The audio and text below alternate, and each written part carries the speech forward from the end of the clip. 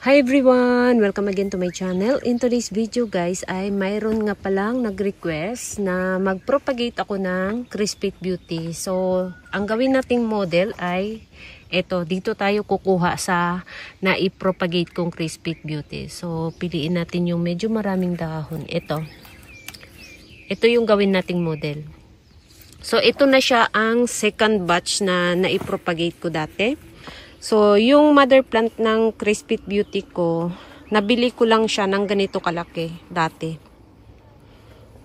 So, i-compare natin yung mother plant. Ayan.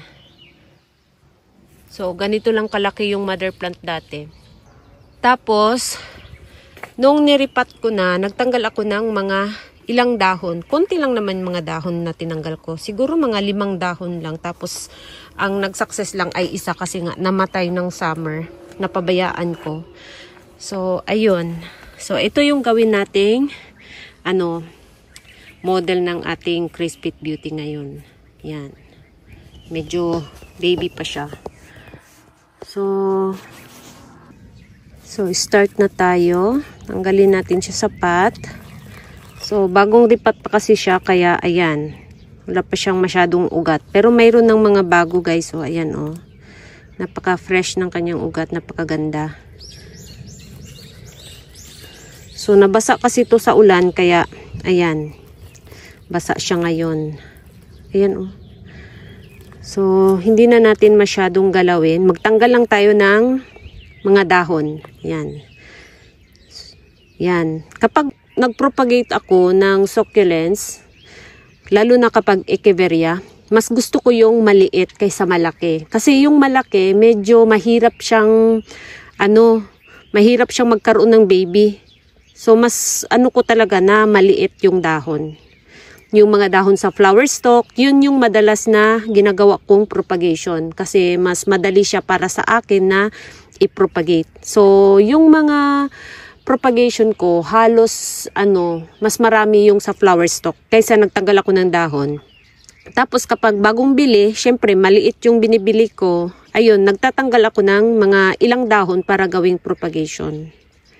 Yan, katulad nito. So meron na tayong 1, 2, 3. So, kailangan yung pagtanggal ninyo ay sunod-sunod mula sa baba, pataas. Yan.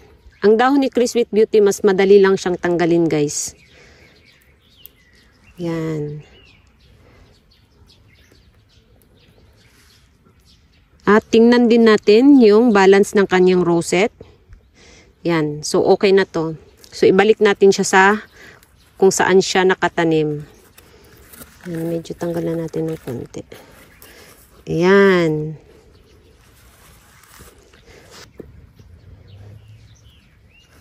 So, lagyan natin ng So, hindi ko na ginalaw yung ugat kasi sayang. May mga bago na siyang ugat.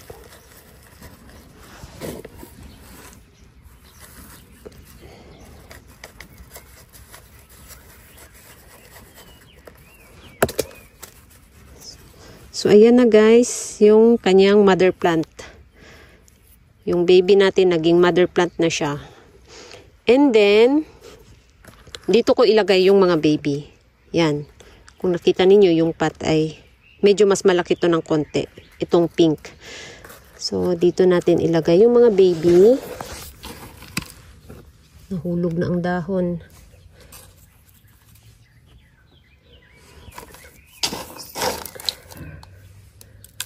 So, mas maganda kung medyo pino yung gamitin ninyong Huwag ninyong haluan ng napakalaking mga medyo pino. Yan. Para kapag nagkaroon siya ng ugat, kasi yung ugat ng succulents ay manipis, para pag nagkaroon siya ng ugat, mas madali lang siyang kumapit doon sa lupa. Ayan. So, ganyan guys. So, itong potting mix ko nga pala ay mayroon siyang halong pesticide. Tapos wala na akong nilagay na fertilizer kasi yung gardening soil ay meron na siyang nakahalong fertilizer. So wala na siyang fertilizer.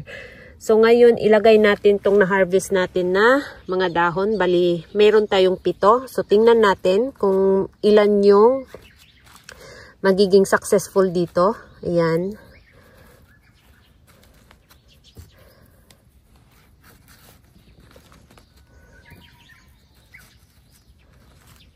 So, ganyan lang guys. Kadali. Ayan.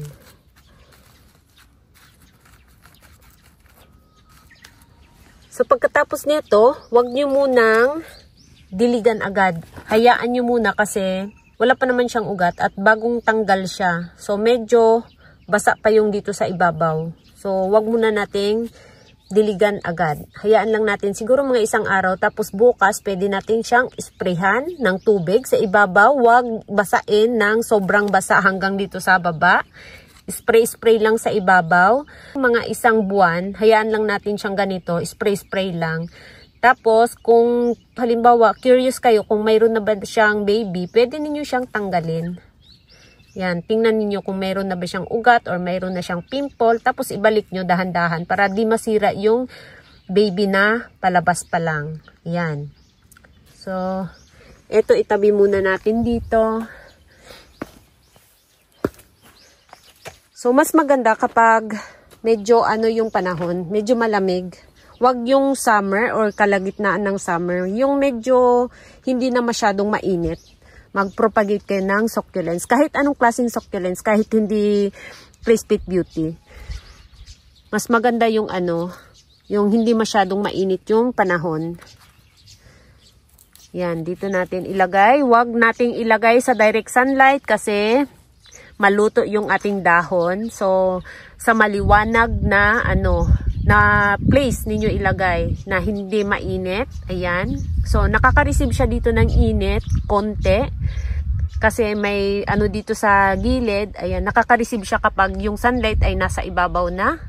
Pero kapag patagilid na yung sunlight, ayan, konti na lang yung makuha niya. So, ilagay lang natin siya dyan. Hayaan natin siya ng mga ilang buwan dyan hanggat magkaroon siya ng baby. Katulad nung aking, ayan ang aking ebony. Yan. So, yung nito, process nito ay the same lang dito. So, kung anong ginawa ko dyan, ganito rin yung ginawa ko dito. Yan. So, ilagay lang natin dyan. Tapos, yung mother plant, kung saan siya nakalagay dati, doon natin siya ibalik. Yan. So, gusto kong maglagay ng, sign. Wala akong dito, guys. Kuha tayo ng, gusto kong maglagay ng sign. Ayan, ito na lang. Pansamantala.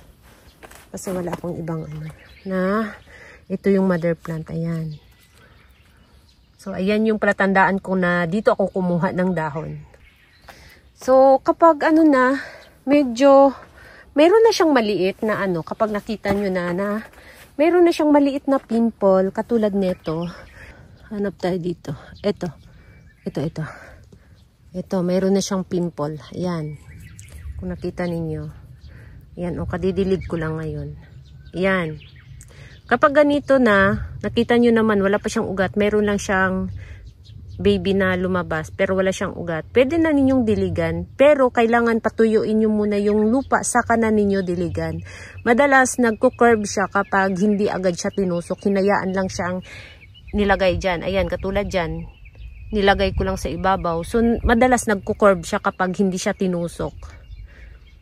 Yan, hindi siya nakatusok sa lupa. So, itong nandito, ayan nakatusok kasi, kaya ayan, straight lang yung kanyang dahon. Katulad nito, yung Crispy Beauty dito. Yan, ito siya dahon ng flower stalk. Dito galing. Yan. Tapos, yung mga dahon ng flower stalk, kapag mayroon na siyang ugat, unti-unti siyang lumalaki. Katulad nito, ayan. So, yung iba, lumalaki siya. Meron ding iba na hindi naman siya lumalaki, nagda-dry na lang siya, tapos iniiwan na lang niya yung baby niya. Yan. So, kapag ganito na, may nakita na kayong dito, may ganito na lumabas, pwede na ninyong diligan, i-full water ninyo siya. Pero, antayin nyo munang mag-dry ulit, saka na ninyo diligan. So, halimbawa, diniligan ninyo yung baby ngayon, meron nang lumabas dito sa pinropagate natin. Katulad nito, meron nang lumabas na napakaliit. Ayan, meron nang lumabas na napakaliit. Pwede na ninyong i-full water. Pero, kapag natuyo na siya, mag-extend muna kayo ng 2 to 3 days, saka na ninyo diligan ulit. Ito kasing malaki, mas mas matagal siya kailangan diligan. Halimbawa, nagdilig kayo ngayon, tapos natuyo na siya, tuyong-tuyo na yung lupa, hindi mo agad siya pwedeng diligan. Kasi, kung nakita mo naman yung dahon, is napakatigas pa, wala pa siyang, space para sa bagong tubig. So, kapag uminom siya ng tubig, ayun, magmamas yung dahon. So, kailangan mo munang bigyan siya ng bagong space, saka mo na siya diligan ulit. So, yung baby naman ay iba, kasi nga, palaki siya ng palaki. Lalo na kapag growing season, kailangan niya talaga ng maraming tubig. So kahit growing season, kailangan niyo munang patuyuin muna, saka na ninyo diligan. At mas maganda, gumamit kayo ng diluted na fertilizer sa inyong mga baby para mas lalong mabilis siyang lumaki. Ayan. So siguro yung Crispy Beauty, mula nung pinropagate natin dito, sa ganito kaliit, mula sa dahon, siguro mga 1 taon, saka siya yung maghitsura talaga siyang Crispy Beauty. Ayan.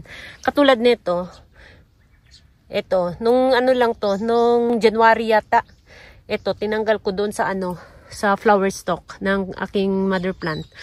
So, ngayon meron na siyang kasi growing season dito, kaya mas mabilis siya kung growing season. Kaya kung gusto ninyo mag-propagate ng succulents, mas maganda yung hindi masyadong mainit. Yung tapos na yung summer, saka na ninyo i-propagate yung inyong Crispy Beauty. Or, tapos na yung winter. Yan. Kapag nag-propagate kayo sa kalagitnaan ng winter, ay kailangan ninyong ipasok sa loob ng bahay. So, ako kasi, nagpo-propagate din ako ng winter, kaya lang, pinapasok ko sa loob ng bahay. Doon ko inaantay na magkaroon siya ng baby. Saka ko na siya ilabas sa bahay kapag mayroon na siyang baby. So, ayun lang guys. Ayan. So, umuulan na guys. Ayan. Thank you so much for watching. And please don't forget to subscribe and like to my channel. Sa hindi pa nakapag-subscribe, please subscribe my channel at i-click nyo na rin ang bell button para ma-update kayo pag nag-upload ako ng bagong video. Thank you so much for watching and see you on my next video. Bye-bye!